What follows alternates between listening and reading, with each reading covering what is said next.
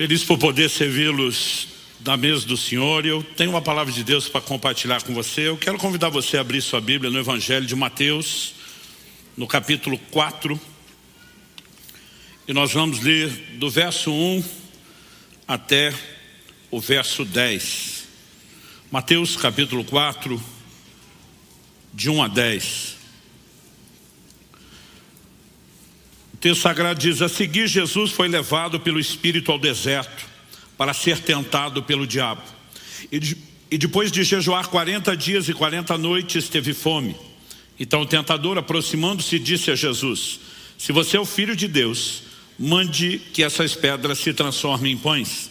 Jesus, porém, respondeu: está escrito, o ser humano não viverá só de pão, mas de toda a palavra que procede da boca de Deus. Então o diabo levou Jesus à cidade santa e colocou-o sobre o pináculo do templo e disse: se você é o Filho de Deus, jogue-se daqui, porque está escrito, aos seus anjos ele dará ordens a seu respeito, e eles o sustentarão nas suas mãos para que você não tropece em alguma pedra. Jesus respondeu: também está escrito, não ponha à prova o Senhor seu Deus. 8. O diabo ainda levou Jesus a um monte muito alto, mostrou-lhe todos os reinos do mundo e a glória deles e disse: tudo isso lhe darei, se prostrado você me adorar. Então Jesus lhe ordenou: vá embora, Satanás, porque está escrito, adore o Senhor seu Deus e preste culto somente a Ele. Algo que me chama a atenção nesse texto é que nas três tentações que nós temos, que não foram necessariamente as únicas, em Lucas capítulo 4, que nós temos o relato desse mesmo momento de tentações, o verso 13 termina dizendo assim: acabadas que foram toda sorte de tentações. Então provavelmente nós temos aqui as três finais, né? Mas o que me chama a atenção é que nesse relato, nos três momentos de confronto e tentação, Jesus responde a Satanás com a frase: está escrito. E eu quero tomar justamente essa frase como tema da mensagem hoje. Você pode repetir isso comigo? Diga: está escrito. E acredito que isso aponta a importância de viver pela palavra de Deus. Obviamente a palavra de Deus nos foi dada por meio das escrituras, né? A expressão escritura já aponta para isso. E quando você olha para o ensino de Jesus, você percebe que não apenas num momento como esse, mas ao longo de todo o seu ensino, Jesus usou muito a expressão está escrito. Ele, por meio dessa frase, reconhece que nós precisamos da palavra de Deus, precisamos viver por ela, né? Ela é o alimento para o nosso espírito, mas ela também é o padrão de conduta, é o padrão de comportamento. Então, diante de toda a proposta de Satanás, Jesus está dizendo: o que determina o meu comportamento é aquilo que a palavra de Deus diz, que a Bíblia diz. Aliás, é interessante observar que a expressão escritura, ela aparece, isso pode variar um pouco de acordo com a versão, com a tradução, mas a palavra escritura, ela aparece 32 vezes só no Novo Testamento. A expressão escrituras, no plural, mais 23. A frase está escrito, que eu estou mencionando, né, ela aparece em torno de 80 vezes no Novo Testamento. Agora, além de toda essa menção escrituras no plural, né, a expressão está escrito, nós temos várias outras inferências sem que você tenha o uso da frase. Por exemplo, o autor de Hebreus, ele diz: como disse alguém em certo lugar. A gente brinca que é a citação bíblica de quem está ruim de memória, né? Como disse alguém em certo lugar, não lembro quem nem onde está escrito, mas que está lá, está. Então você vai encontrar várias referências às escrituras, mesmo sem que tenha o padrão de repetição da frase. Em outras ocasiões nós vamos ver, né, expressões como Deus ordenou, o mandamento de Deus, palavra de Deus, e aí você vai subindo esse número de forma exponencial. No Evangelho de Mateus, no capítulo 15, por exemplo, nós vemos já no verso 3 Jesus questionando os judeus dos seus dias: por que vocês transgridem o mandamento de Deus por causa da tradição de vocês? Jesus está dizendo: vocês não têm direito de colocar uma tradição em rota de colisão com o mandamento de Deus. O que Jesus queria dizer quando fala do mandamento de Deus? No verso 4 ele diz: porque Deus disse. Onde é que Deus disse? honre o seu pai e sua mãe. Ele está se referindo às Escrituras. Depois ele vai dizer no verso 6, assim vocês invalidam a palavra de Deus por causa da tradição de vocês. Então, nós vamos ter expressões como mandamento de Deus, ordenança de Deus, né? A palavra de Deus, e tudo isso aponta para a mesma verdade que Jesus está sustentando de forma prática, no confronto com Satanás, nos seus ensinos. Qual? Nossa vida é guiada, é regida pela palavra de Deus. Ela não é apenas o nosso código de fé, ela também é o código de conduta, ela é a determinação do que cremos, ela estabelece os limites, os parâmetros da nossa fé, e é muito importante que a gente possa compreender isso. Mas eu acredito que de tempos em tempos é importante que a gente seja não só instruído, mas lembrado, né, de que a autoridade desse livro, tão importante a ponto de Jesus dizer, tudo o que eu faço está dentro dele. A autoridade desse livro, que é quem interpreta a si mesmo, né? Eu gosto dessa frase que eu ouvia meu pai dizer muito, é a Bíblia que explica a Bíblia. Quando Jesus responde à primeira tentação de Satanás dizendo, está escrito, o diabo entra na próxima tentação, por que é que você não pula do pináculo do templo? E aí o diabo vai dizer, porque está escrito, aos seus anjos dará ordem a teu respeito, para que te guardem todos os teus caminhos, né? Qual é a resposta de Jesus? Jesus diz, também está escrito. Quando ele volta com também está escrito, ele não estava dizendo que o diabo citou um texto errado. O texto que ele citou estava correto, ipsis literis, mas a aplicação, ela estava em colisão com outras porções das Escrituras. E é o que eu e você precisamos entender, que esse livro é completamente harmônico, o que por si só já é um grande milagre.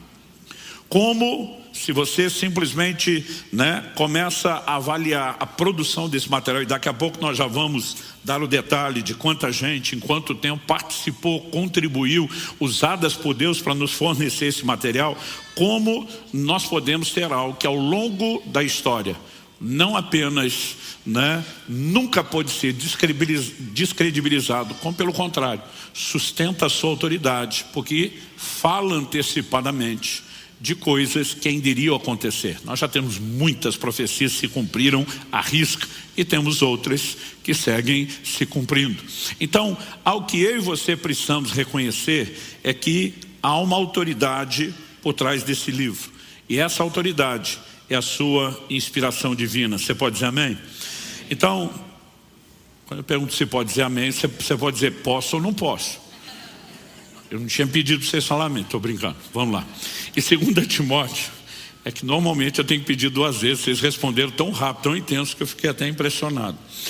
Segunda carta de Paulo a Timóteo, no capítulo 3, nos versos 16 e 17, ele diz assim, toda a Escritura é inspirada por Deus e útil para o ensino, para a repreensão, para a correção, para a educação na justiça, a fim de que o servo de Deus seja perfeito e perfeitamente habilitado para toda boa obra. Eu vou pedir de vez em quando, só para efeito didático, que você repita algumas frases comigo. Então, o início desse verso 16, você pode repetir comigo? Diga, toda a Escritura é inspirada por Deus.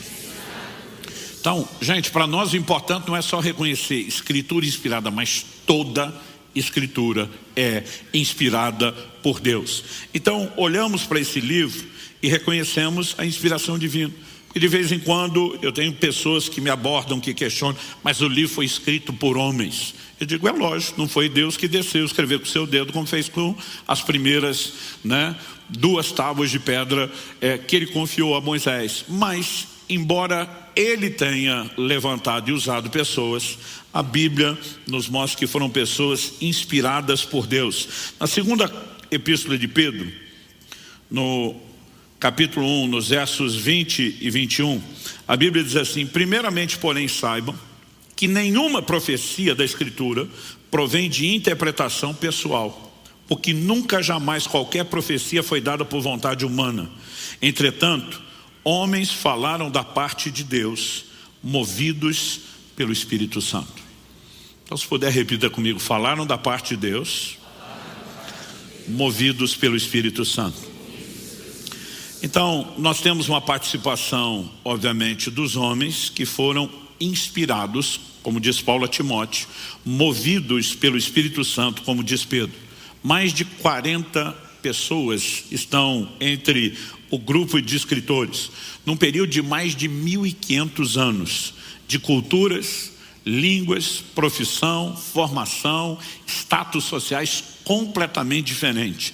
Me diga qual a probabilidade estatística de um grupo de gente desconhecida, de lugares e épocas e culturas e formação tão diferentes, produzir um material tão harmônico. Outro dia alguém estava comentando comigo que no museu, se não me engano, é o do Louvre, existe um volume gigantesco de livros armazenados. Não estão lá para ser acessados ou lidos como uma biblioteca. Estão lá só como um lembrete. São livros que ao longo dos séculos foram desacreditados. Teorias que foram comprovadas estar erradas. E todo esse volume estaria lá, segundo a pessoa compartilhou, só como um lembrete de que o conhecimento é progressivo, de que a gente não deveria tomar algumas coisas como absoluto. Pensa num livro que nunca vão botar lá. As Escrituras, a Palavra de Deus. Ao longo dos séculos, foi o livro mais atacado, perseguido, nunca pôde ser descredibilizado. Então, quando a gente olha, nós reconhecemos que a autoridade por trás do livro é a própria inspiração divina. Né? Outro dia alguém falou, não, pastor, olha, eu até creio em Jesus, mas esse negócio de crer na Bíblia toda não dá. Falei, então não dá para crer em Jesus. Primeiro, porque é a própria Bíblia que fala de Jesus. Então, se ela não é confiável, por que a informação que você tem sobre Jesus seria? Falei, além disso, mesmo que você diga, não, eu tenho uma experiência com o próprio Jesus. Aí você olha para o fato de que ele validou as Escrituras. Jesus reconheceu os livros do Antigo Testamento, denominando-os de Escrituras. Em João, no capítulo 5, no verso 39, diz, examinais as Escrituras, porque julgais ter nelas a vida eterna, e diz, são elas que dão testemunho a respeito de mim. Jesus não só diz que por meio das Escrituras nós acessamos e encontramos a vida eterna, mas nós chamamos isso na teologia de convergência bíblica. Toda a Escritura aponta para a pessoa e a obra de Cristo. Quando você olha para o próprio ensino de Jesus, ele deixou claro, não existe a possibilidade de viver ou experimentar salvação sem isso. No episódio lá de Lucas 16, de 27 a 31, quando a Bíblia fala a respeito do rico e do Lázaro, e o rico depois de morto está implorando, né, a Abraão dizendo, pai, eu te peço que você mande Lázaro à minha casa paterna, para que ele dê testemunho, meus irmãos precisam ouvir isso a fim de que não venham para esse lugar. Jesus diz que a resposta foi, eles têm Moisés e os profetas, ouçam-nos. Em outras palavras, a Escritura já foi dada para que eles possam crer. Esse é o meio através do qual Deus fala. Esse é o meio através do qual Deus se revela. Esse é o meio através do qual Ele dá testemunho. Esse é o meio pelo qual a própria fé pode ser gerada nos ouvintes. E ele diz, não, mas se alguém for dentre os mortos, eles vão se arrepender, vão se deixar convencer. A resposta é, se não ouvem Moisés e os profetas, também não se deixarão convencer, mesmo que alguém ressuscite dentre os mortos. Né? A base e o fundamento da fé, da revelação, do entendimento de tudo que Deus tem, parte das Escrituras. E se você olhar o ensino de Jesus, ele validou não só as Escrituras de uma forma geral, mas quando faz referência aos personagens das histórias bíblicas. Detalhe, inclusive aquelas que alguns de nós ficamos olhando, mas será que na história da carochinha?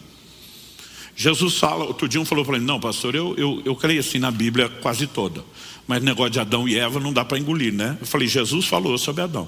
Se você não puder validar isso, ignore a pessoa de Jesus. Outro dia um falou, não pastor, eu só tenho dificuldade com Noé.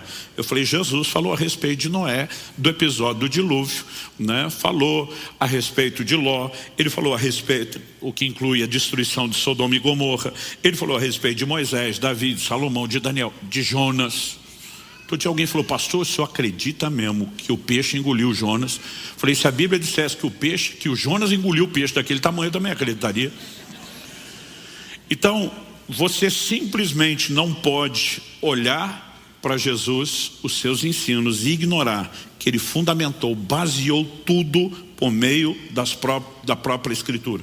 Interessante que até na forma de ensinar, Jesus tocava as pessoas dos seus dias a partir de uma perspectiva e entendimento que eles tinham, inclusive da divisão das Escrituras. Em Lucas, no capítulo 24, no verso 44, né, a Bíblia nos mostra Jesus, depois da ressurreição, falando a uns discípulos e diz, a seguir Jesus lhes diz, são essas as palavras que eu lhes falei, estando ainda com vocês. era necessário que se cumprisse tudo que está escrito a respeito de mim, na lei de Moisés, nos profetas e nos salmos. Aí o verso 45 diz: então lhes abriu o entendimento para compreenderem as escrituras. Ele, além de trazer explicação, fundamentação, apontando texto a texto, ele os ajuda a ter a compreensão de como tudo aquilo apontava para ele. Mas o curioso é que, ao usar essa expressão, né, o que está escrito a respeito de mim, na lei de Moisés, Pentateuco, os 5 primeiros livros, nos profetas e nos salmos, ele está falando da ordem em que os livros do Antigo Testamento eram dispostos para os judeus, que é diferente da que nós temos hoje, né? Então, eles foram armazenados dessa forma, de maneira que os salmos, os livros poéticos, que para nós hoje estão no meio do Antigo Testamento, para eles estavam no fim. Até o agrupamento, a forma de dividir, ele faz questão de observar isso. Interessante, inclusive, que em outros ensinos, por exemplo, num deles, em Mateus, no capítulo 23, no verso 35, Jesus fala assim: para que recaia sobre vocês todo o sangue justo derramado sobre a terra, desde o sangue do justo Abel até o sangue de Zacarias, filho de Baraquias, a quem vocês mataram entre o santuário e o altar. Outro dia alguém perguntou, falou: pastor, o Abel nós sabemos quem é, mas quem é o tal do Zacarias, filho de Baraquias? Esse registro está em 2 Crônicas 24. Na disposição dos livros, junto com os salmos, alguns desses livros históricos estavam agrupados por último. Então Jesus está dizendo literalmente, do primeiro ao último homicídio. Seria como hoje na nossa linguagem dizer, de Gênesis a Apocalipse, que é a ordem como os livros estão sistematizados. Então Jesus não apenas dizia, olha, temos um conteúdo divino, mas ele está dizendo, até mesmo a maneira como isso está disponibilizado para vocês. É algo, né, que eu conheço, que vocês conhecem, e eu vou usar como referência para vocês. Conclusão: se a Bíblia não é digna de confiança, então também Jesus não era. Nós não podemos relativizar isso. Nós vamos perceber que o próprio Jesus leva os discípulos a entenderem que tudo o que ele está pregando, o que ele está fazendo em prol de nós, é o cumprimento das Escrituras. Tudo está fundamentado na palavra. Então, o ponto de partida para mim e para você tem que ser de reconhecer qual é a autoridade do livro. Sua inspiração divina é a palavra de Deus. Amém? Segundo lugar, se reconhecemos a autoridade do livro por conta da sua inspiração divina, então precisamos ter o cuidado de viver pelo que está escrito. Se é de fato a palavra de Deus, se é Deus por meio desse livro, não apenas falando conosco, mas se revelando, né? A Bíblia se refere a Deus como Deus invisível, que nunca apareceu com nenhuma forma. Se ele não quis aparecer com forma, como podemos conhecê-lo? Jesus diz, são as Escrituras que dão testemunho a respeito de mim. Deus está dizendo, apesar de não ter mostrado a vocês nenhuma forma, eu revelo meus atributos, meu propósito, meus intentos, meus feitos por meio das Escrituras. Se nós queremos conhecer Deus, precisamos conhecer a Escritura. Mas não é apenas saber sobre Deus.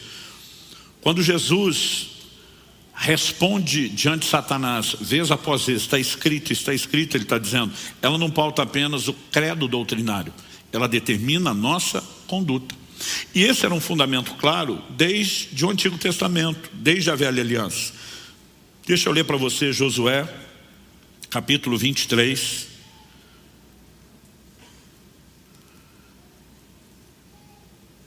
E o verso 6. Eu creio que isso resume bem essa fala. Ela é muito repetida ao longo da Bíblia. Eu quero tomar um texto que expresse isso com clareza. Portanto, esforcem-se muito para guardar e cumprir tudo o que está escrito no livro da lei de Moisés, para que dela não se afaste, nem para a direita, nem para a esquerda. Esforcem-se muito. Ou seja, nós precisamos falar de um cuidado, de um zelo, de uma dedicação. Esforcem-se muito para quê? Para guardar e cumprir tudo que está escrito no livro da lei. Você pode repetir isso comigo? Diga, esforcem-se muito para guardar e cumprir tudo que está escrito no livro da lei. Então, essa sempre foi a mentalidade que pautou a construção da nossa fé. O próprio Jesus, ao anunciar o Evangelho, né? Hebreus capítulo 2, verso 13 nos diz que a salvação foi anunciada inicialmente por Nosso Senhor e continuada depois pelos que a ouviram. Ou seja, o que os apóstolos fazem é dar continuidade à mensagem que Jesus pregou. Na verdade, todos os detalhes do evangelho que eu e você temos, né, foram uma ordenança do próprio Jesus. Quando você olha, por exemplo, para o final do evangelho de Lucas, no capítulo 24, o Senhor os comissiona a pregar, né? Verso 46, disse-lhes: assim está escrito que o Cristo tinha de sofrer, ressuscitado entre os mortos no terceiro dia, que em seu nome se pregasse arrependimento para a remissão de pecados a todas as nações, começando em Jerusalém. E diz: vocês são testemunhas dessas coisas. Para esse grupo a quem Jesus está se dirigindo, Atos capítulo 1, verso 4, diz que depois da ressurreição, verso 3, perdão, o texto diz: depois de ter padecido, Jesus se apresentou vivo aos seus apóstolos com muitas provas incontestáveis, aparecendo-lhes durante 40 dias e falando das coisas relacionadas com o reino de Deus. Apesar de nós termos o relato de uma aparição aqui e outra ali, a Bíblia diz: por 40 dias antes de ser assunto aos céus, o Senhor aparece, fala das coisas do reino de Deus, calibra essa liderança a respeito da mensagem a ser pregada. Quando você vê o apóstolo Paulo, que não era parte desse grupo, converte depois, mas para quem Jesus apareceu várias vezes, ele vai em momentos como da ceia dizer: porque eu vos entreguei o que também recebi. Ele não estava naquela ceia quando Jesus falou, mas ele disse: eu vou entregar para vocês o que eu recebi do Senhor, que na noite em que foi traído. Ou seja, toda essa mensagem inicialmente anunciada por Jesus, continuada depois pelos apóstolos, era baseada onde? Ela era fundamentada no ensino bíblico, na palavra de Deus, em tudo aquilo que estava escrito, né? Eu mencionei agora Lucas 24, mas se você voltar um pouquinho, você vai perceber que toda a conversa de Jesus ali em Lucas 24, depois da ressurreição com os discípulos, é fundamentar, é pautar isso por aquilo que a Bíblia diz. Ele olha para os discípulos com os quais ele está conversando ali a caminho de Emaús, e o verso 25 a 27 diz assim: então ele lhes disse: como vocês são insensatos e demoram para crer em tudo que os profetas disseram. Não é verdade que o Cristo tinha de sofrer e entrar na sua glória? A Bíblia diz: e começando por Moisés e todos os profetas, explicou-lhes o que constava a respeito dele em toda a Escritura. Então, a cautela, o cuidado de Jesus de mostrar toda a fé de vocês, a mensagem de vocês, a salvação, a minha obra, está fundamentada naquilo que a palavra de Deus diz. Isso precisa gerar em mim e em você o mesmo zelo, a mesma resposta, o mesmo cuidado de viver pelo que está escrito. Amém? Em primeira carta de Paulo aos Coríntios, no capítulo 4, perdão, no verso 6, o apóstolo Paulo diz o seguinte: meus irmãos, apliquei essas coisas figuradamente a mim mesmo e a Apolo, por causa de vocês, para que por nosso exemplo vocês aprendam isto. O quê? Não ultrapassem o que está escrito. Outras traduções diz: para que vocês não vão além do que está escrito. Quando ele está dizendo não ultrapasse o que está escrito, ele está dizendo: você não tem direito de crer em nada que não esteja na Escritura, você não tem direito de fazer ou se comportar além do que está estabelecido nas Escrituras. Ou seja, claramente ela é o parâmetro da nossa fé, das nossas convicções e também da nossa conduta. Isso não é apenas a realidade do Novo Testamento. No Antigo Testamento, essas mesmas verdades eram promovidas por Deus. Isaías, no capítulo 8, verso 19, a Bíblia diz: quando disserem a vocês, consultem os médios e os adivinhos que sussurram e murmuram. Será que um povo não deveria consultar a Deus, o seu Deus? A favor dos vivos se consultarão os mortos. Aí diz assim, verso 20: a lei e ao testemunho, se eles não falarem segundo essa palavra, jamais verão a luz do alvorecer. Então Deus diz: em vez de consultar os mortos, seu povo tem que consultar o seu Deus. Como se consulta Deus? A lei, ao testemunho, as expressões como a própria Escritura, né, era chamada e referida. Ou seja, o tempo todo, né, havia esse cuidado, esse zelo. Tudo tem que passar pelo crivo das Escrituras. Em Atos, no capítulo 17, no verso 11, a Bíblia diz que o apóstolo Paulo sai de Tessalônica, depois de ter pregado, agora vai para Bereia, E quando chega em Bereia, a Bíblia diz assim, ora, estes de Bereia eram mais nobres do que os de Tessalônica. Em Tessalônica eles resistiram à palavra de Deus, perseguiram Paulo. Paulo sai, praticamente corrido de lá. Mas a Bíblia diz, esses eram mais nobres do que os de Tessalônica, pois receberam a palavra com toda avidez. Eu amo essa frase, Outra tradução, como ele veio, diz com grande interesse. A Bíblia diz, examinando as escrituras todos os dias, para ver se as coisas eram de fato assim. Quando a Bíblia define nobreza, não parte do pressuposto da ingenuidade. Qualquer coisa que disse em nome de Deus eu aceito. Mas eles iam checar. Peraí, você está citando o texto? Vamos ver se está escrito. Vamos ver se é desse jeito. Vamos ver se está em harmonia. Então, a nobreza é abrir a possibilidade de fé que vem por meio de uma única fonte, a palavra de Deus. Vou repetir o que já falei antes. Romanos 10:17 diz que a fé vem por ouvir, e ouvir a palavra de Deus. É por isso que o verso seguinte, o 12, diz, com isso muitos deles creram. Porque a Escritura tem um poder de convencimento que não é meramente humano, natural ou intelectual. É uma fonte espiritual. Mas eu e você precisamos compreender que a própria mensagem determina esses padrões. O apóstolo Paulo, que como eu disse, recebe de Jesus o Evangelho, não pregou nem anunciou o que queria. Em Gálatas 1, ele diz no final do verso 7 que havia alguns que estavam pervertendo ou querendo perverter o Evangelho de Cristo. O que significa perverter? É você mudar, é ajustar, é adaptar. Então isso não é de hoje, gente, é desde o começo. Que tem gente, em vez de querer ajustar a sua vida à palavra de Deus, ele quer ajustar a palavra de Deus à sua vida. Mas olha o que Paulo fala sobre isso, verso 8. Mas ainda que nós, ou mesmo um anjo vindo do céu, aliás, pensa que a maioria das religiões que distorce a Escritura alega ter recebido revelação de anjo que veio, que apareceu e falou. Ele diz, mas ainda que nós, ou mesmo um anjo vindo do céu, prega a vocês um evangelho diferente daquele que temos pregado, que seja anátema. A palavra anátema, na melhor das hipóteses, abominável. Na pior, maldito. Ele diz, seja anátema, como já dissemos, e agora repito, se alguém está pregando a vocês um evangelho diferente daquele que já receberam, que esse seja anátema. Paulo diz, está aqui, foi bem determinado, A Escritura nos foi comunicada, foi apresentado. Não há absolutamente necessidade de se mudar nada. Curioso é que o apóstolo Pedro escreve na sua segunda epístola, e ele vai fazer menção dos escritos de Paulo. Em 2 de Pedro, no capítulo 3,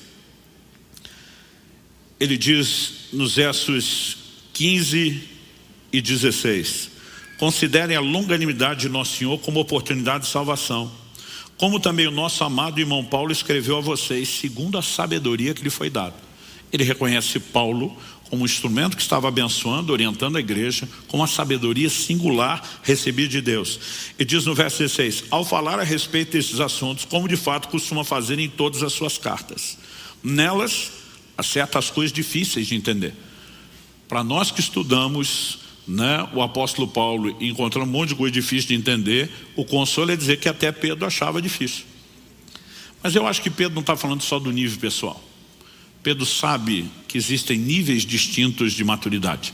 Então o apóstolo Paulo fala que a criança precisa de leite e que ela é inexperiente na palavra da justiça. Na verdade o livro de Hebreus fala isso, mas Paulo vai repetir em 1 Coríntios 3 algo muito parecido. Mas ele diz assim, olha, o autor de Hebreus, temos muitas coisas que dizer e difíceis de explicar. Difícil de explicar só por uma questão de mentalidade e raciocínio. Ele diz não, porque vocês se tornaram tardios em ouvir. Existem pessoas que não têm estrutura por entendimento, de crescimento espiritual. Mas aí ele diz assim, nelas há certas coisas difíceis de entender, que aqueles que não têm instrução e são instáveis, deturparão, como também deturparão as demais escrituras para a própria destruição dele. O que é interessante é Pedro dizer, não só estão distorcendo o que Paulo está falando, eles distorcem as demais escrituras, mas ao dizer as demais escrituras, o apóstolo Pedro, que andou com o Senhor Jesus, um dos primeiros grandes líderes da igreja, está chamando as epístolas de Paulo do quê? De escrituras. Ou seja, já nos dias dos apóstolos, eles reconheceram que além de toda a fundamentação, que as próprias cartas de Paulo tinham em cima do Velho Testamento, elas eram parte das escrituras, e ele estava dizendo, a gente tem que andar nelas e não pode deturpá-las. Aonde isso deve nos levar? A um cuidado, a há um zelo, né? Zelo este que foi, não vou dizer restaurado, mas que volta a ser promovido na época da Reforma Protestante. A igreja, espiritualmente falando, entra em declínio, negocia verdades ao longo da história, mas a partir da Reforma Protestante, uma, né, das ênfases, das teclas nas quais se batia, eles falam muito das 5 solas, sola Escritura, somente a Escritura. O que nós cremos é aquilo que a palavra de Deus diz. Agora, em terceiro e último lugar, se reconhecemos o que eu falei em primeiro, a autoridade do livro, que vem da inspiração divina e é a palavra de Deus. Se isso gera em mim e em você o cuidado de dizer, não, nós só podemos viver, crer naquilo que está escrito. Então, em terceiro e último lugar, para viver pela palavra, nós temos que conhecê-la. Isso significa o quê? Que todos nós temos uma responsabilidade de conhecer a Escritura. Em Mateus 22, 29, Jesus diz, errais, não conhecendo as Escrituras. Toda pessoa que não conhece a Bíblia vai errar no comportamento, vai errar no credo, vai errar nas convicções. Porque se não estamos de posse da revelação que Deus oferece, certamente nos faltará algo e haverá equívoco, seja nas nossas crenças, seja no nosso comportamento. Então, como podemos fazer? Na verdade, não é nem só como, o que eu e você devemos fazer. Há uma determinação bíblica, que na verdade é um imperativo, não é bem um hashtag fica a dica, né? Colossenses 3,16, que a palavra de Cristo habite ricamente em vocês. Outras traduções só dizem, habite ricamente em vós a palavra de Cristo. Ou seja, não só habite, mas ricamente. Você tem que estar cheio de Bíblia.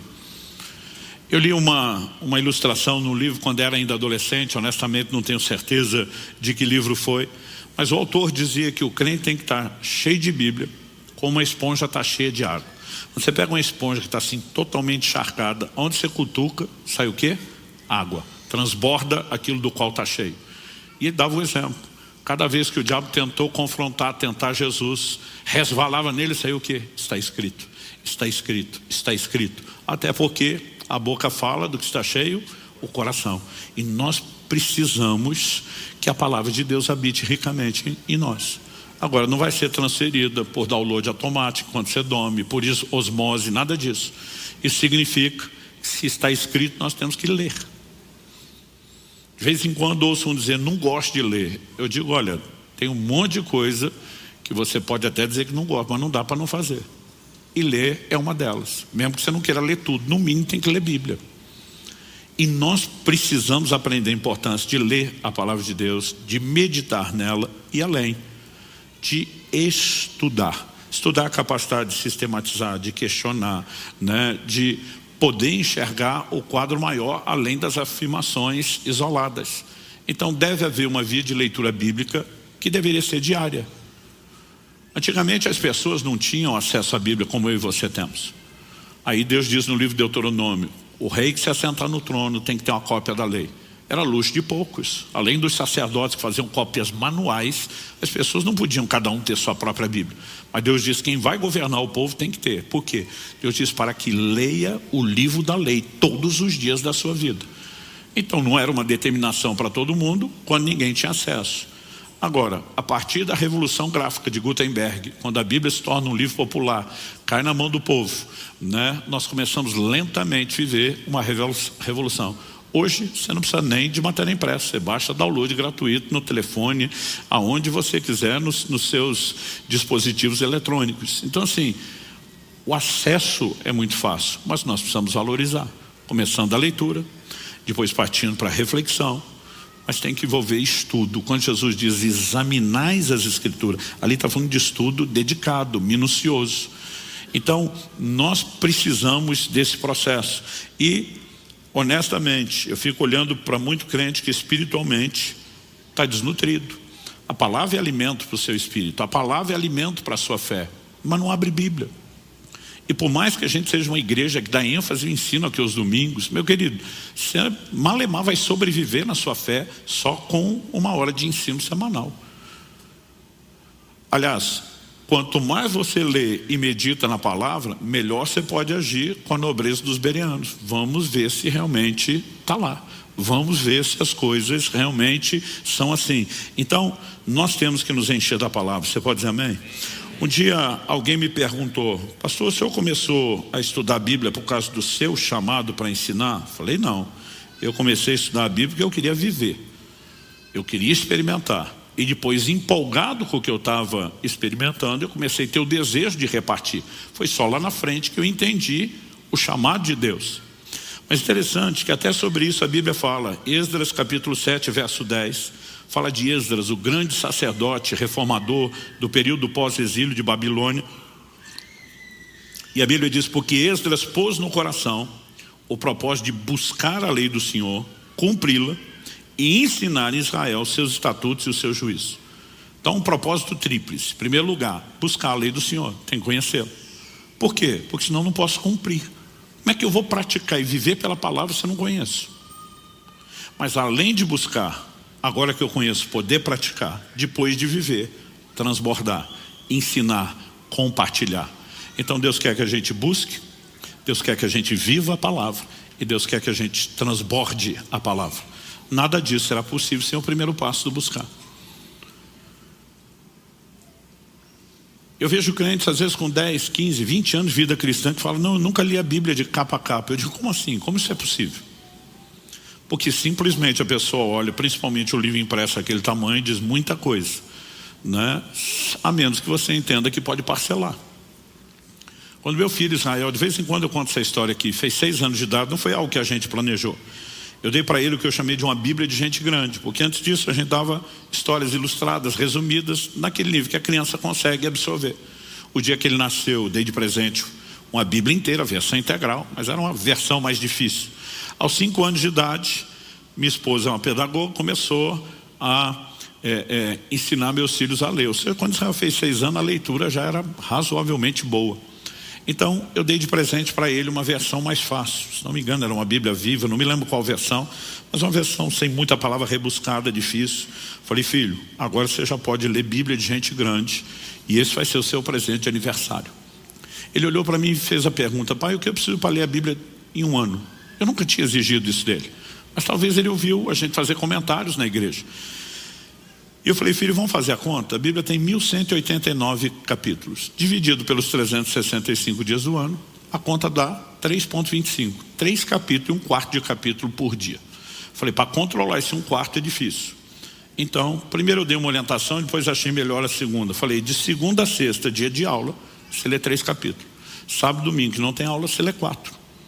E eu falei: se você fizer isso todo dia, acorda, a primeira coisa que você faz, está garantido você ler a Bíblia em 1 ano.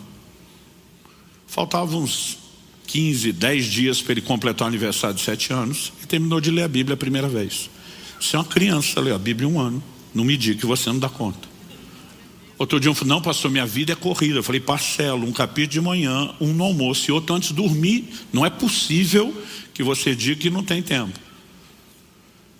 Agora, normalmente a gente não se organiza e a gente não leva a sério a missão e a responsabilidade.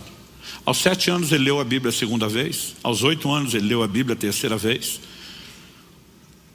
Quando fez o aniversário de 9, ele fala: pai, se eu ler 7 capítulos da Bíblia por dia, dá 2 no ano. Eu falei: isso mesmo. Aos 11 anos de idade ele tinha lido a Bíblia 9 vezes.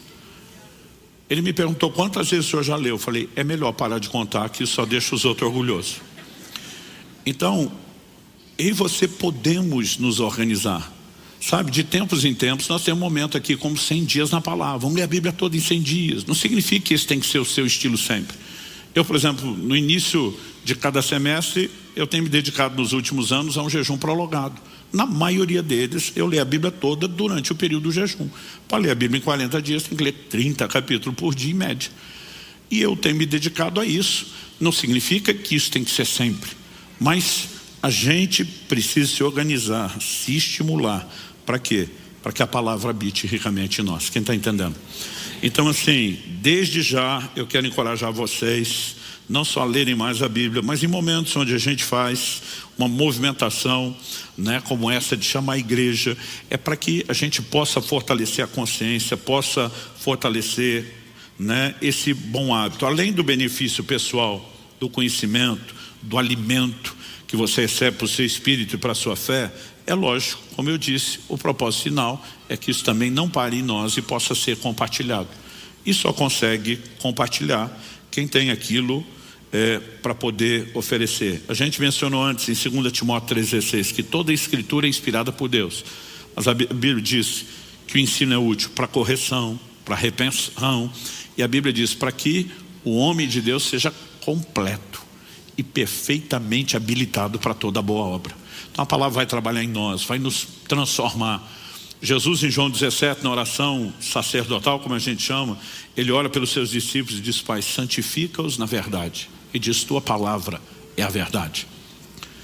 Tiago capítulo 1 verso 21, recebei com mansidão a palavra em vós implantada, a qual é poderosa para restaurar a vossa alma. Salmo 19, 7, a lei do Senhor é perfeita e restaura a alma. O que é restaurar a alma? Onde eu e você nos convertemos, nós sabemos que a culpa de tudo que fizemos de errado foi removida.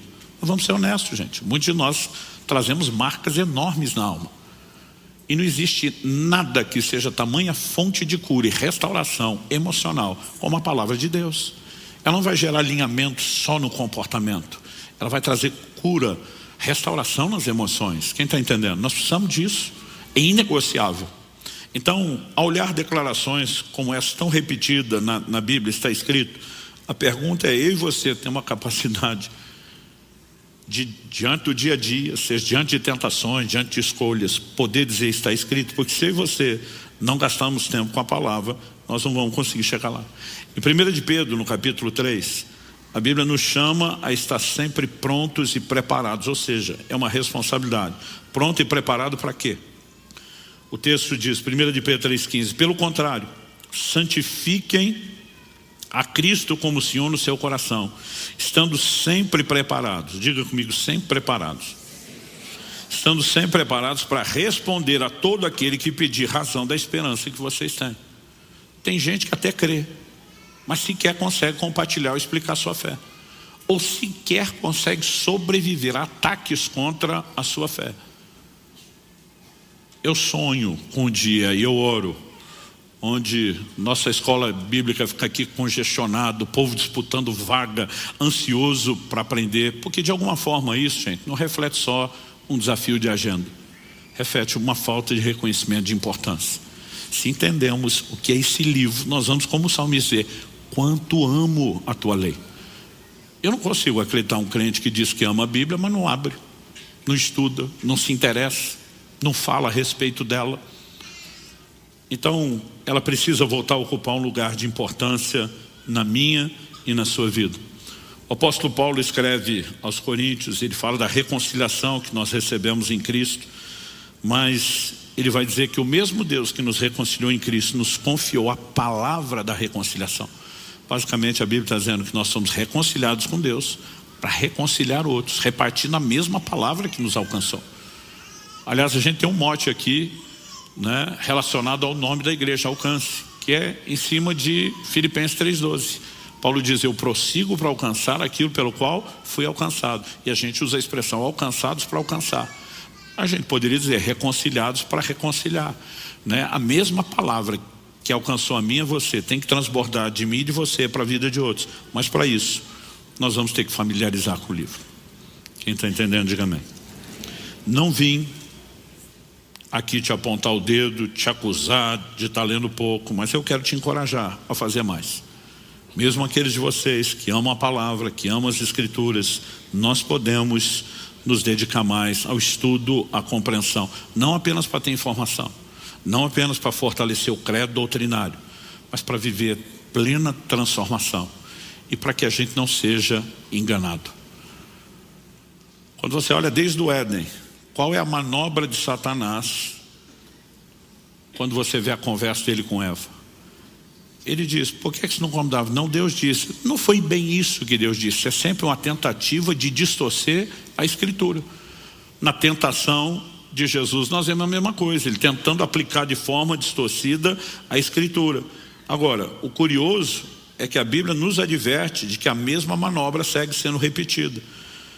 Em 2 aos Coríntios 11:3, Paulo diz: temo que assim como a serpente com a sua astúcia enganou Eva, assim também a mente de vocês seja corrompida e se afaste da simplicidade e pureza devida a Cristo. Ou seja, o diabo segue usando a mesma manobra, tentando distorcer a Bíblia. É por isso que nós precisamos ser fortalecidos, para como Paulo disse em Efésios 4:14, para que não sejamos arrastados, pelas ondas, levados de um lado para o outro por qualquer vento de doutrina. Hoje você vê cristãos que são expostos ao engano muito rápido, e alguns estão na maior da boa intenção. Eu vejo novos convertidos que estão nessa sede de aprender. Aí porque estão na sede de aprender, os caras já entram em tudo quanto é fora de internet, sem saber quem está falando o quê, tentando discutir assuntos para os quais eles não têm a mínima estrutura. Eles não têm nem o fundamento básico e estão tentando discutir aquilo que os teólogos estão brigando há 2000 anos. E muitas vezes isso para alguns não é sadio. Então, o melhor caminho, eu e você vamos nos enchendo da palavra, vamos aprendendo, vamos crescendo, e de acordo com a maturidade, aí sim a dieta vai mudando para você poder sair do leite para o alimento sólido. Mas nós temos a responsabilidade de nos encher da palavra de Deus. E esse, basicamente, é o meu encorajamento para você hoje, apesar de construir toda essa lógica. Se o próprio Jesus tratou dessa forma, os apóstolos trataram, eu e você temos que viver pela palavra. A autoridade do livro é a sua inspiração, o zelo de viver, e para poder viver nós temos que conhecer. Eu acredito que a nossa capacidade de conhecer, entender, desfrutar Deus é proporcional à maneira como nós nos envolvemos com a palavra de Deus. Então, ame a Bíblia, leia, medite, estude, procure crescer, invista no conhecimento.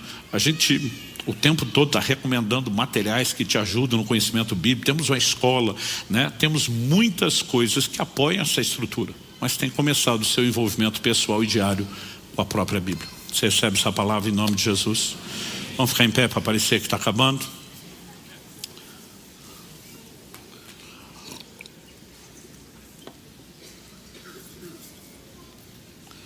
Meu Deus, nós te pedimos que o Senhor nos permita sair daqui mais do que com informação, mais do que com material para pensar ou processar, embora o Senhor também use isso. Nós oramos por despertamento. Nós oramos que o coração possa ser de fato atraído para a palavra. Que a percepção de importância venha mais do que por uma conclusão intelectual, racional daquilo que foi dito. Nós oramos que de fato o teu Espírito provoque isso nos nossos corações. Nós oramos que o Senhor nos guie, que assim como o Senhor abriu o entendimento dos discípulos do caminho de Emaús para entender as Escrituras, que o Senhor faça o mesmo em nós. Que possamos, ó Deus, aprender a orar como salmista: desvenda os meus olhos para que eu contemple as maravilhas da tua lei.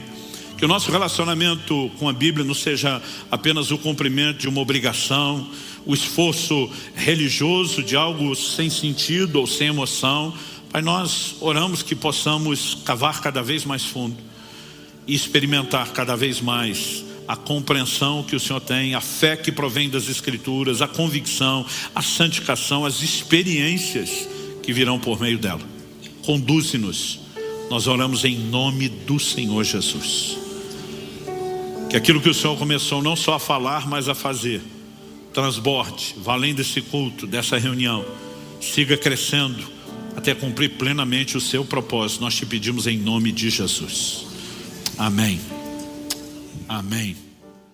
Quero convidar você, em primeiro lugar, a abrir seu coração a Deus, mas também abrir a sua Bíblia no Evangelho de Mateus, no capítulo 3, e nós vamos ler os versos 16 e 17. Evangelho de Mateus, capítulo 3, 16 e 17.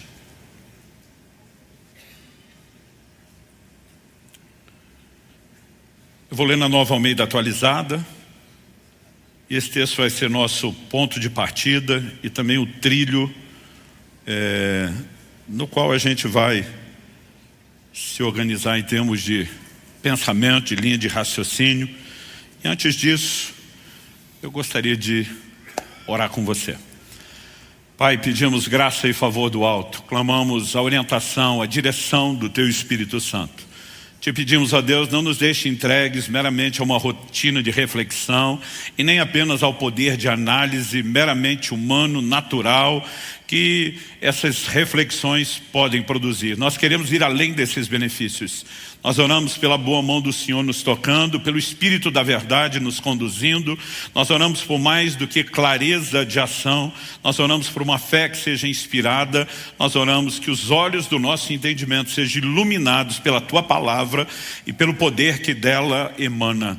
E desde já, Te damos honra, Te damos glória e Te damos louvor pela certeza daquilo que o Senhor fará em nome de Jesus. Amém. Bom, Mateus capítulo 3, versos 16 e 17 diz: depois de batizado, Jesus logo saiu da água. E eis que os céus se abriram e ele viu o Espírito de Deus descendo como pomba, vindo sobre ele. E eis que uma voz dos céus dizia: este é meu filho amado, em quem me agrado.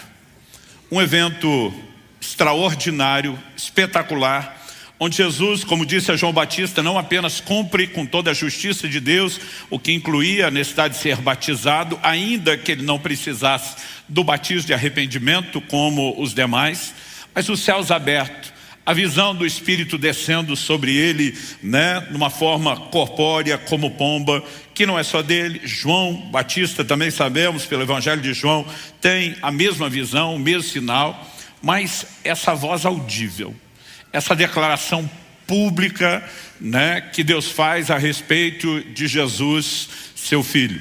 Este é meu Filho amado, em quem eu me agrado. Será que você pode repetir essa frase comigo? Diga: este é meu Filho amado, em quem me agrado. Há duas declarações e é justamente nesses dois focos que eu quero colocar a ênfase do nosso ensino. Em primeiro lugar, Deus reconhece que Jesus é o Filho que Ele ama, o Filho amado. Mas Ele também faz uma declaração: é o Filho em quem me agrado. Basicamente, o que Ele estava falando a respeito de Jesus é que Ele era tanto amado quanto agradável. E esse é o tema da minha mensagem hoje: amado e agradável. Na verdade, nós percebemos só no Evangelho de Mateus que o Senhor faz outras duas declarações, que o Pai faz outras duas declarações sobre o Senhor Jesus do mesmo teor. Em Mateus, no capítulo 12, eu vou ler agora os versos 17 e 18, nós temos um registro. Isso aconteceu para se cumprir o que foi dito por meio do profeta Isaías: eis aqui o meu servo que escolhi, o meu amado, em quem minha alma se agrada. Farei repousar sobre ele o meu espírito, e ele anunciará juízo aos gentios. Então, o reconhecimento de que o Espírito repousaria sobre ele, somado a essa declaração do livro de Isaías, de que não apenas era o servo escolhido, aqui há uma aplicação direta como filho amado, mas também aquele em quem Deus se agradava. Na primeira passagem que lemos, Mateus 3, nós temos uma declaração personalizada de Deus. Aqui em Mateus 12, nós temos a aplicação de uma porção da Escritura. E evidentemente o Espírito Santo, guiando o evangelista Mateus, está dizendo: em Cristo nós temos o cumprimento dessa palavra. Mas há um terceiro momento que acontece quando Jesus está orando no monte, que nós apelidamos de o Monte da Transfiguração. Há divergência sobre qual seria o monte, mas evidentemente não existe um monte chamado da Transfiguração. É apenas uma referência, e para nós é muito mais para falar da experiência do que necessariamente do local geográfico. Ali, em Mateus 17:15, nós lemos: falava ele ainda, uma referência a Pedro, quando uma nuvem luminosa os envolveu. E eis vindo da nuvem uma voz que dizia: este é o meu Filho amado, em quem me agrado. Escutem o que ele diz. Então agora, assim como no primeiro texto de Mateus 3, do batismo de Jesus, novamente, o Pai Celeste fala de uma forma audível, não para toda a audiência anterior do dia do batismo, mas aqui o apóstolo Pedro ouve essa declaração, e mais uma vez, Deus está sustentando as mesmas duas verdades. Jesus é o Filho amado, em quem Ele se agrada. E o que eu quero te mostrar é que esses dois aspectos, amado e agradável, são dois elementos chaves no nosso relacionamento com Deus. E eu quero te provar hoje construindo, né, o que eu quero chamar de doutrina bíblica, porque a gente quer trazer embasamento bíblico para isso, que são dois elementos importantíssimos, que eles não são divergentes, que eles não são excludentes, mas que na verdade eles são complementares. E que isso não deveria apenas ser encontrado na vida de Jesus, mas são dois elementos que precisam estar presentes na minha e na sua vida. A Bíblia fala muito sobre sermos amados por Deus. E eu não vou falar muito sobre isso, porque é um assunto sacramentado, bem fundamentado, conhecido, entendido, embora eu vá mencionar aqui alguns textos que são importantes, não só para a nossa memória, mas sempre para fortalecer a nossa fé, para trazer ânimo ao nosso coração. Mas a mesma Bíblia que fala que somos amados por Deus, nos apresenta o que eu quero classificar aqui de uma doutrina. Doutrina é um conjunto de ensinos que pode ser organizado, sistematizado. Uma doutrina bíblica sobre agradar a Deus. Porque o mesmo Deus que nos declara amados, espera que nós sejamos agradáveis a Ele. Então, Paulo em 1 Tessalonicenses, no capítulo 4 e no verso 1, ele diz: finalmente, irmãos, pedimos a vocês e os exortamos no Senhor Jesus que, assim como aprenderam de nós, ou seja, Paulo já tinha pregado e ensinado essas coisas quando esteve com esses irmãos de Tessalônica. Assim como aprenderam de nós a maneira como devem viver e agradar a Deus, e efetivamente o estão fazendo, vocês continuem progredindo cada vez mais. Então, a primeira coisa que Paulo fala para os irmãos de Tessalônica: vocês aprenderam de nós sobre uma maneira de viver e agradar a Deus. Existe um padrão comportamental envolvendo a vida cristã. O que é óbvio, dispensa qualquer necessidade de debate quando você vê todo o volume de orientações, não só dos evangelhos, mas principalmente das epístolas, sobre o comportamento do cristão em todas as áreas. A ênfase bíblica do comportamento do cristão não tem a ver com mérito. Nenhum de nós é salvo por merecimento. Somos salvos pela graça, experimentamos isso por meio da fé. E algo que eu e você precisamos de fato entender e compreender é que mesmo que o comportamento não tenha nada a ver com merecer, ele é parte daquilo que se espera de nós. Isso é indiscutível na doutrina bíblica. Estou dizendo isso porque cada vez mais eu vejo uma doutrina que tem se propagado no Brasil e no mundo, que ela relativiza todo o restante da Bíblia em nome de uma verdade da Bíblia que nem está sendo defendida de forma correta, está sendo distorcida, que é a graça. Então, de vez em quando eu vejo gente falando assim para mim: cara, não entendo você querer viver esse lugar de dedicação a Deus, né? Quando, na verdade, se você entender a graça, você não precisa disso. Eu olho e falo: como é que é? Outro dia um falou assim para mim: cara, eu não entendo essa sua pegada de jejum, de devoção em Deus, parece que você quer merecer algo. Eu falei: não tem nada a ver com eu tentar merecer. Eu sou alvo do amor incondicional de Deus. Tem a ver com o que Ele merece. O que nós não podemos confundir é que, embora esforço não nos torne merecedores de nada, achar que Deus não merece resposta de tudo aquilo que Ele tem feito por mim e por você. E eu quero te mostrar ao longo da mensagem que essas coisas precisam ser distinguidas. O fato dele olhar para Jesus e dizer: eu amo você, não significa que ele não queira se agradar naqueles que ele ama. E o que eu quero te mostrar é que tem gente amada por Deus que não está agradando a Deus. Uma coisa não deveria excluir a outra. Nós deveríamos unir essas duas num combo, assim como Jesus, que leve o Senhor com um sorriso no rosto e de boca cheia falar o mesmo que foi dito de nós: meu filho ou minha filha amada, meu filho, minha filha em quem eu me agrado, né? Porque essas coisas não precisam excluir uma da outra. Outro dia uma pessoa falou para mim: não, você só está preocupado com dedicação porque você ainda não teve a revelação do amor incondicional de Deus. Eu falei: então me compartilhe sua revelação, me ajude a crescer. Ele falou: o dia que você entendeu o amor incondicional, não precisa preocupar com o que você faz. Eu falei: me ajude, explica. Ele falou assim: nada que você fizer de bom vai fazer Deus te amar mais, e nada que você fizer de ruim vai fazer Deus te amar menos. Eu falei: essa é a grande revelação que você teve? Falei: isso eu expliquei para o meu filho quando ele tinha 11 anos de idade. E nem estava falando de Deus, estava falando de mim como pai.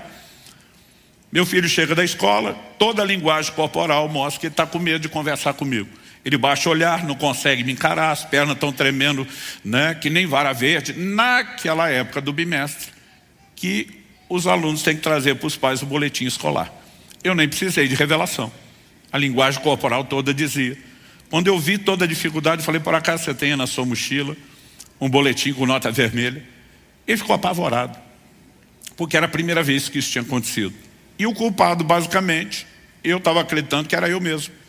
Porque eu lembro que era começo de março, mal tinham voltado às aulas depois do carnaval. Falei para a Kelly, eu quero levar a família toda a viajar comigo uma semana. Meu ritmo está muito intenso, eu preciso desse tempo. Ela falou, vai prejudicar o Israel, as aulas já voltaram. Kelly, como orientadora pedagógica, sempre levou isso mais a sério do que eu. Falei, olha, eu estou disposto a lidar com qualquer consequência. Essa é uma viagem importante e eu quero que todo mundo vá comigo, né? E nós ficamos uma semana, ele faltou de segunda a sexta na escola, e quando voltou, teve uma prova surpresa em cima do conteúdo que não tinha pego. É lógico, eu sabia que a nota não viria boa e eu sabia da minha responsabilidade. Mas ele está ali apavorado. Meu filho está com tanto medo que aquela conversa não progride. Eu tive que parar e consolá-lo. Falei, filho, para um pouquinho. Falei, deixa eu te explicar uma coisa antes da gente discutir o boletim e a nota que está lá. Falei, eu amo você. Ele falou, eu sei, pai. Falei, você sabe, mas não entende.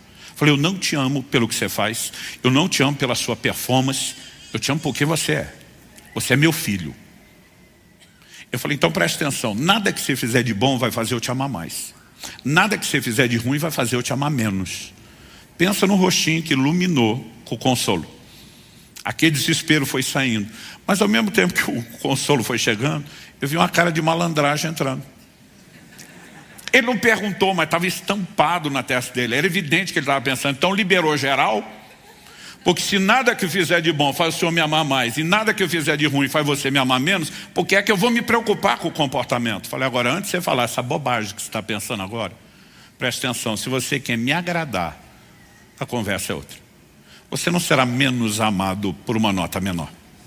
Mas se você quer um sorriso no rosto, mais do que seu pai, da sua mãe pedagoga, evidentemente você vai ter que trabalhar. Agora, isso é uma exceção à regra que nós vamos tratar de forma diferente do resto. Por que eu estou dizendo isso? As pessoas estão propagando a mensagem estúpida. Ela não é apenas equivocada, ela é estúpida. De que porque Deus te ama de forma incondicional, você pode tratá-lo como lixo. De onde foi que nós tiramos isso?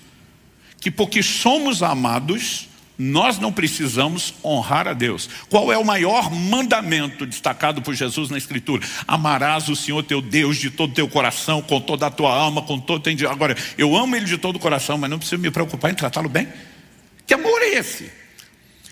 Então, ao olhar para a Escritura bíblica, eu percebo que nós precisamos de uma construção clara. E eu quero começar trabalhando em primeiro lugar com vocês aqui, que não podemos confundir ser amado com ser agradável. São duas coisas distintas.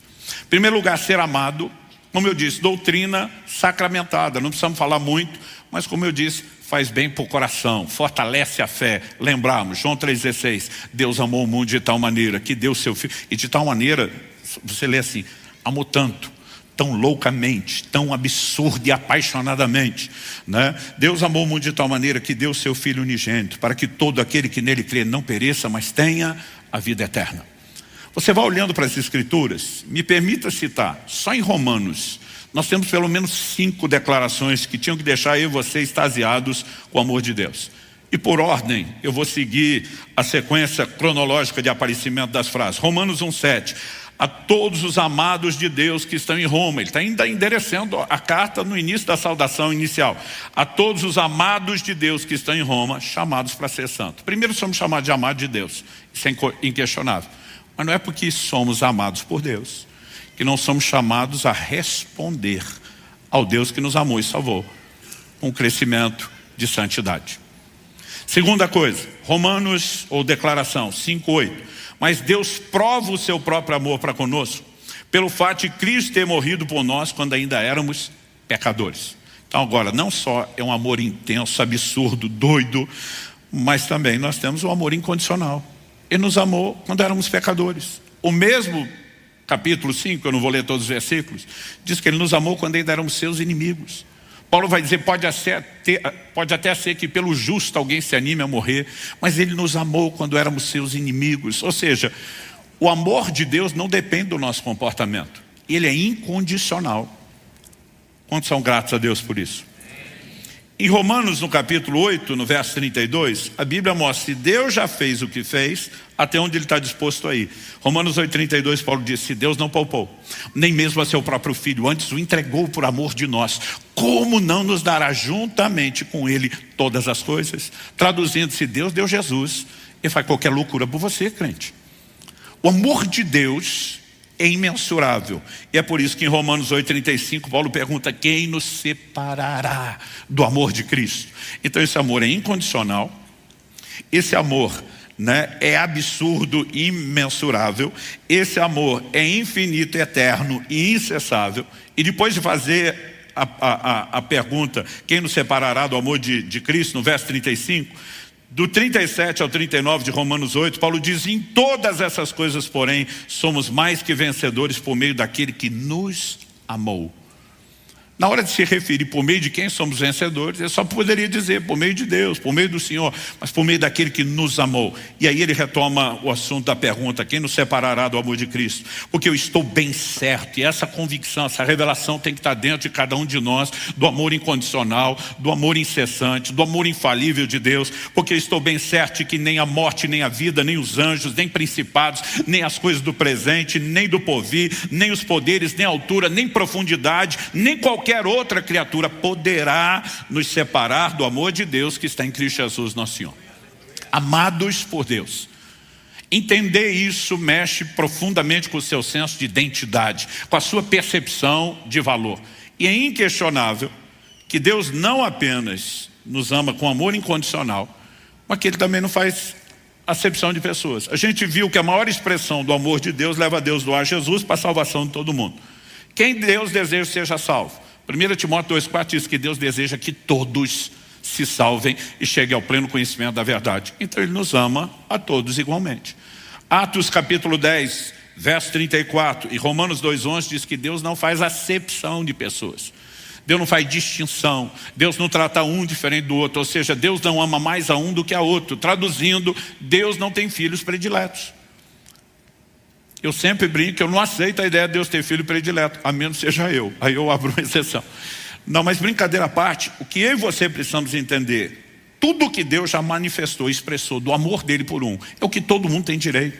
Então não só o amor é incondicional, não só é infalível, é um amor sem distinção. Todo mundo tem direito de experimentar as mesmas coisas.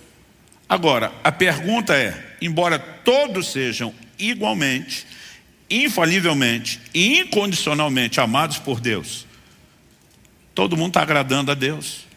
E a resposta dada pela própria Escritura é não.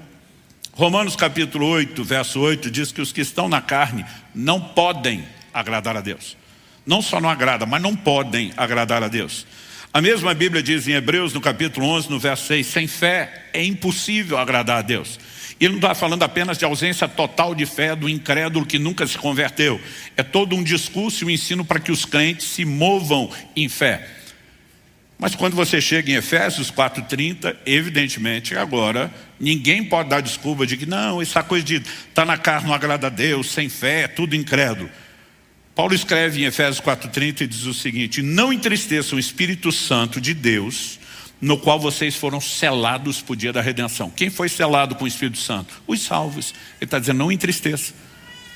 Agora, a ideia de entristecê-lo é compatível ou contradizente com o conceito de agradá-lo? Entristecer é o oposto de agradar. Mas essa pessoa que foi selada com o Espírito Santo de Deus, não é incondicionalmente amado por Deus? É. E ainda assim pode entristecê-lo. Porque ser amado é uma coisa, agradar é outra. E daqui a pouco nós vamos trabalhar melhor isso. Mas basicamente, tudo que a Bíblia fala sobre agradar diz respeito ao comportamento. E nós, daqui a pouco vamos deixar ainda mais claro. Esse comportamento não é um esforço para ser amado. Nós já somos amados incondicionalmente. Mas se queremos agradar, toda a ênfase bíblica ela recai no comportamento. Pastor, todo e qualquer comportamento? Não. Apesar de não querer entrar em detalhe, eu preciso mencionar isso. Em 1 Coríntios 8,8, Paulo diz, não é a comida que nos torna agradáveis a Deus, pois nada perderemos se não comemos e nada ganharemos se comemos. Evidentemente, ele está discutindo elementos cerimoniais, rituais, de comidas que seriam pecaminosas ou não. E ele falou, ó, isso aqui não vai mudar absolutamente nada. Mas existem comportamentos que nos tornam agradáveis a Deus? Sim, há outros comportamentos que sim. Então me deixa te dar alguns exemplos, sem ser exaustivo. A forma como vivemos a vida familiar. Colossenses 3:20 diz, filhos, em tudo obedeçam a seus pais, pois fazer isso é agradável diante do Senhor. É lógico que é uma obrigação sua. E é lógico que não é negociável. É lógico que nenhum filho pode simplesmente escolher, não vou obedecer a Deus. É desobediência. Mas não se trata apenas de cumprir a obrigação. Quando você se sujeita aos mandamentos do Senhor, você está agradando a Deus, que estabeleceu esses princípios não para te cercear, não para roubar a sua alegria, mas principalmente para te proteger. E Ele está feliz não apenas porque você faz o que Ele quer, mas porque o que Ele quer é bom para você. Você entendeu o que Ele é bom, o que Ele quer é bom para você, e você correspondeu com Ele. Isso é agradável diante de Deus. Há outros exemplos que nós podemos aplicar dentro da família. Paulo, escrevendo a Timóteo, diz que as viúvas que tinham filhos ou netos, esses tinham que aprender a recompensar os seus progenitores. Que a igreja só iria cuidar das viúvas que não tinha arrimo de família. Se tem familiar, a Bíblia diz que quem cuida é a família. E Paulo vai dizer, isso é aceitável diante de Deus. A palavra traduzida aceitável, em várias versões, aparece como agradável.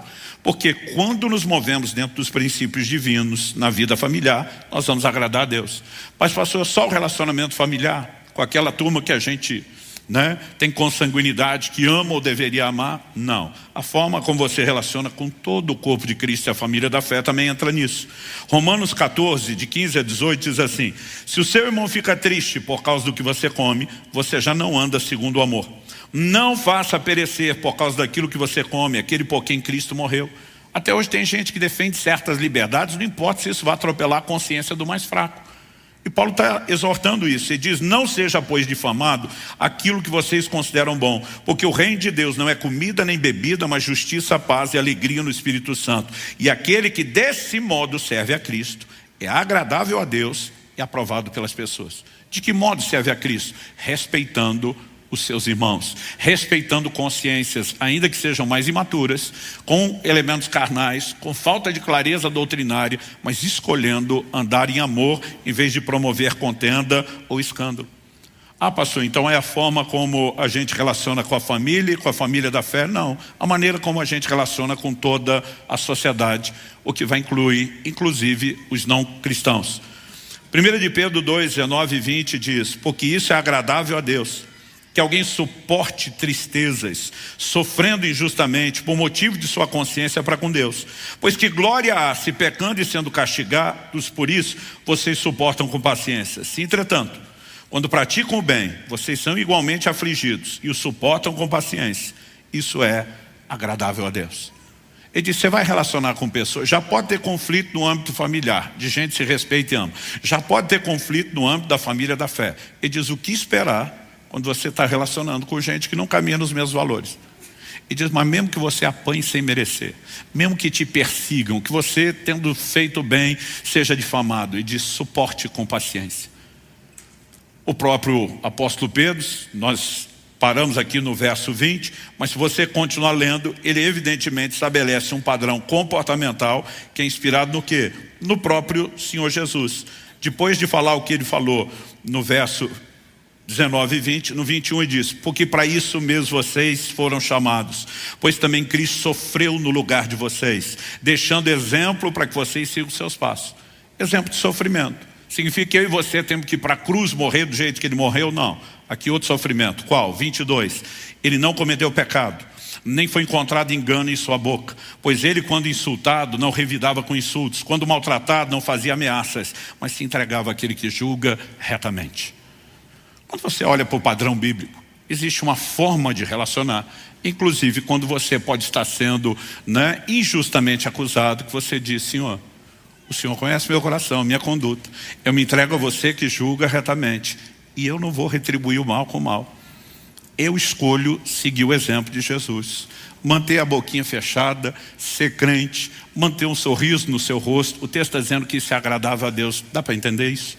Então, quando você olha para a doutrina bíblica, nós não estamos falando de uma ou duas declarações na Bíblia forçadas, né? Quando falamos de agradar a Deus, é doutrina bíblica, é assunto que merece atenção.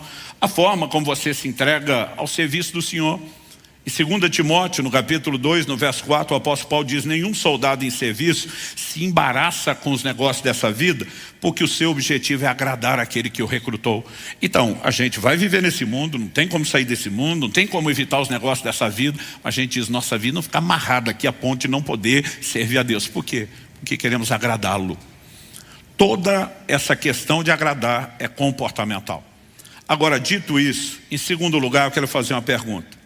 O que determina o nosso destino, os resultados que eu e você teremos, não é o amor incondicional de Deus.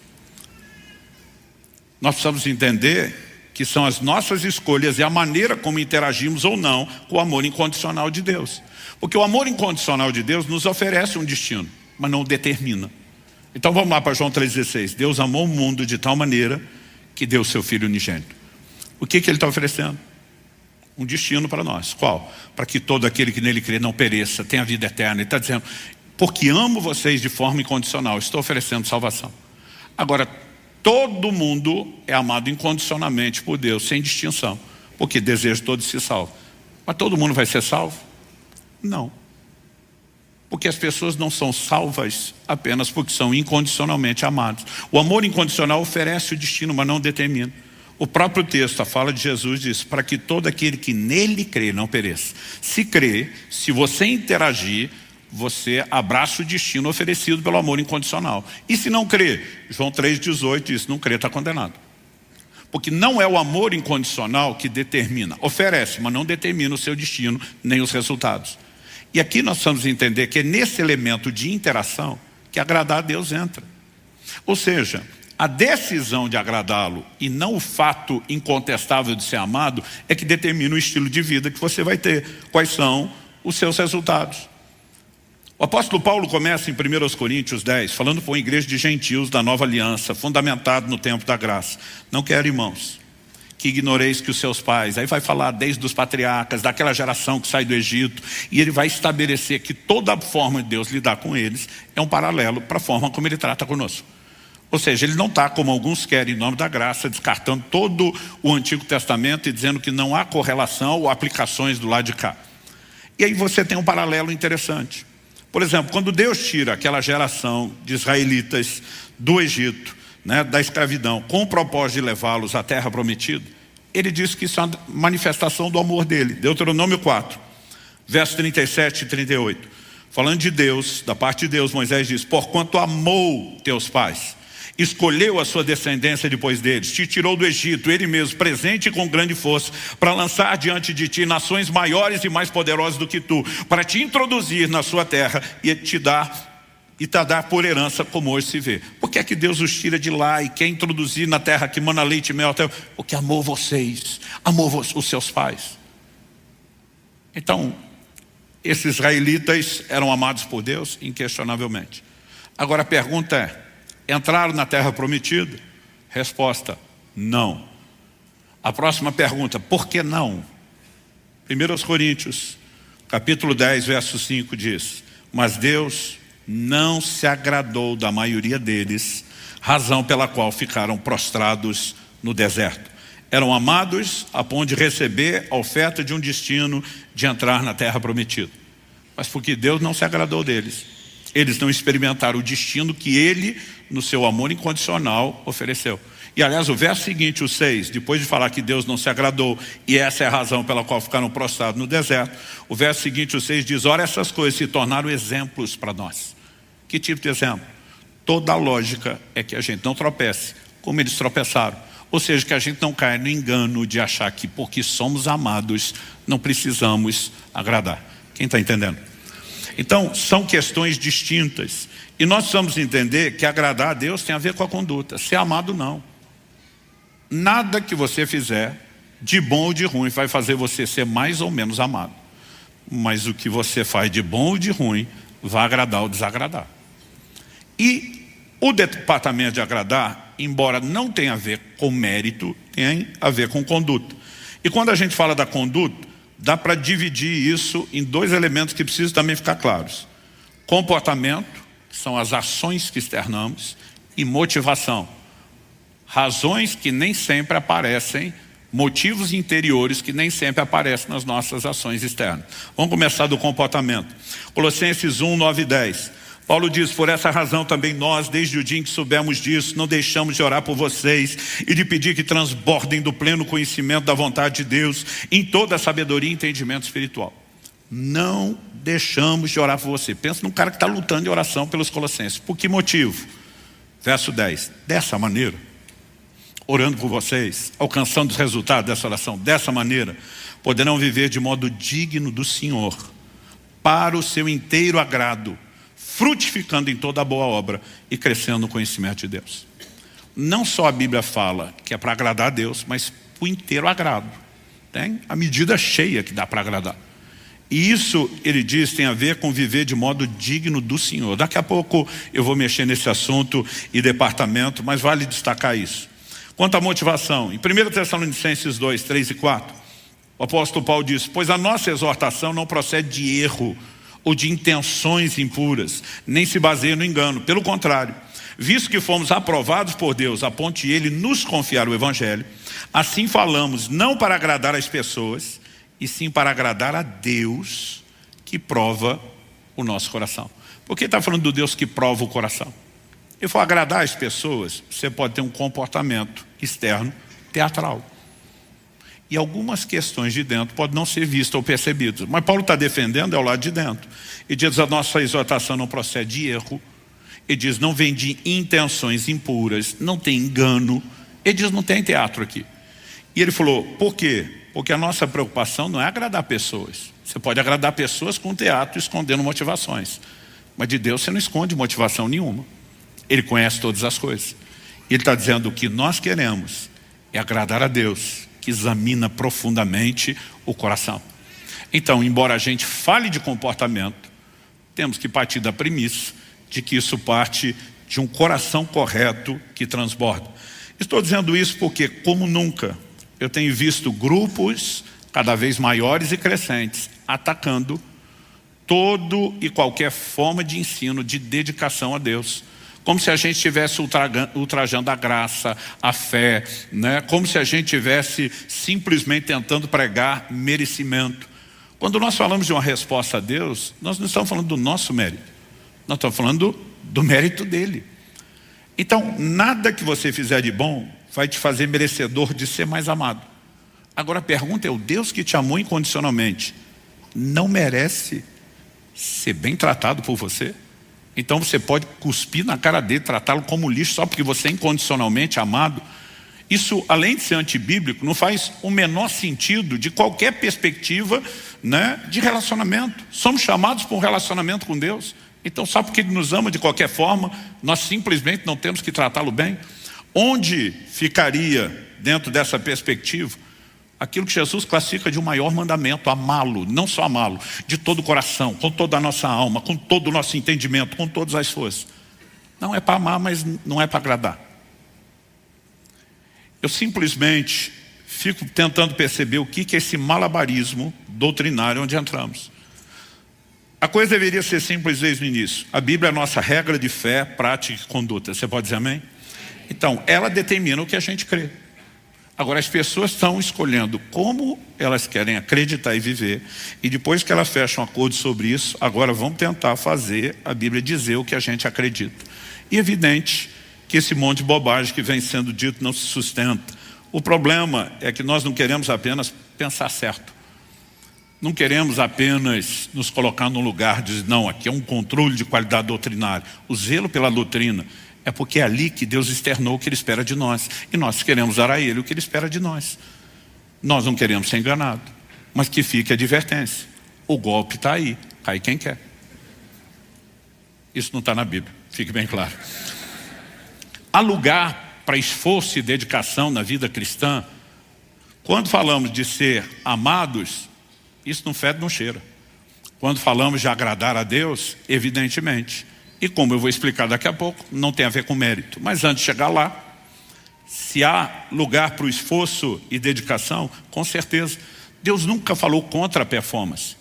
A performance só é criticada quando ela substitui a essência, a paixão, a devoção, a verdadeira entrega. Então, o problema não era os hipócritas, os fariseus se comportarem com ares de santidade. Alguns estão fazendo parecer que se você quiser ser santo é que é religioso. O problema não era a santidade, era ostentar isso por fora como uma substituição da ausência da essência por dentro. Então, por exemplo, no livro do Apocalipse, o Senhor vai elogiar a performance da igreja de Éfeso, principalmente do anjo, o mensageiro da igreja. Conheço as tuas obras, o teu labor, a tua perseverança, né? Ele diz, vocês suportaram provas por causa do meu nome, não desfaleceram.